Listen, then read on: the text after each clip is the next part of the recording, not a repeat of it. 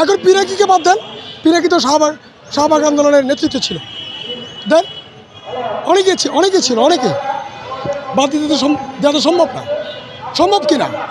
তো লাকি আসবে কেন? ঠিক আছে, শুধু লাকি আসবে কেন?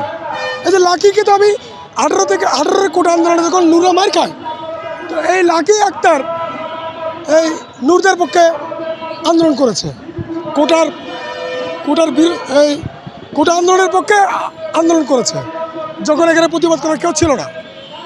তো সত্য বললে তো এখন আমাকেও দোষ দেবেন, আমাকেও আপনি আওয়ামী লীগের এজেন্ট বানিয়ে দিবেন, এই দালাল বানিয়ে দিবেন, তাই না?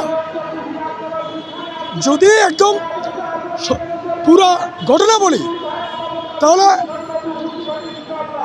এই সময় তো আপনাদের নাই, বাংলাদেশের জনগণের এত সময় নাই, এত বক্তৃতা শোনার সময় নাই।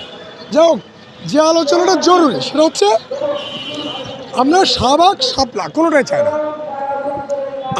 আমরা যেটা চেয়েছিলাম আওয়ামী লীগকে উচ্ছেদ করা এবং একটা আইনের শাসন প্রতিষ্ঠিত হয়, এরকম একটা রাষ্ট্র আমরা চেয়েছিলাম।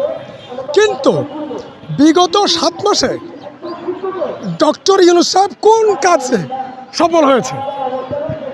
নির্মোহ জায়গা থেকে বলেন, কোন কাজে সফল হয়েছে? কিসের সংস্কার হয়েছে? কি সংস্কার করেছেন? মব জাস্টিস মারাত্মক একটা অপরাধ। যেভাবে মব জাস্টিসকে উস্কে দিচ্ছে নানা চক্র, সেটাকে বন্ধ করার জন্য ডক্টর ইউনূস কি ভূমিকা রেখেছেন? আবার কতগুলো দেখবেন 16 বছরে প্রতিবাদ করতে পারে নাই, আন্দোলন ঠিকমতো করতে পারে নাই, ঠিক। এখন কি করছে? সবাই ঝাঁকে বিভিন্ন ধরনের আন্দোলন করার চেষ্টা করছে।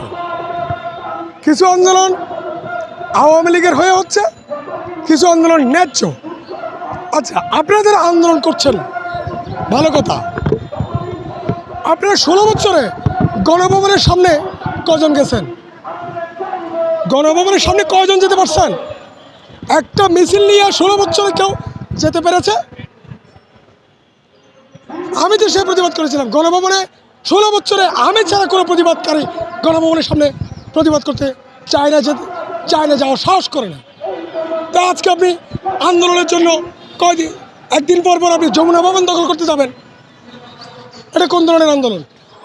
আন্দোলনের জায়গা আছে, আন্দোলনের জন্য যথেষ্ট স্পেস আছে, সেখানে আন্দোলন করেন। কোথায় যমুনা ভবন দখল করতে যাবেন, যমুনা ভবনের দিকে পদযাত্রা করবেন, এগুলো তো হয় না। হ্যাঁ, এগুলো করার একটা গুরুত্বপূর্ণ কারণ হলো ডক্টর ইউনূস সরকারের প্রতি জনগণের